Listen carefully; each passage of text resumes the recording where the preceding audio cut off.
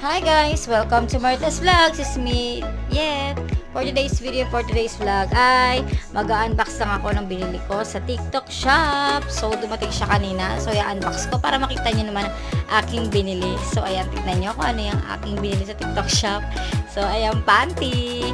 So, yun guys, nag-voice over na lang ako kasi bago lang ako nag-short video. So, yung boses ko wala pala, dal ko pa naman dyan, hindi pala, wala palang boses yung ginawa ko. So ayan, mag voice over na lang ako. So ayan, in-order ko sa TikTok shop.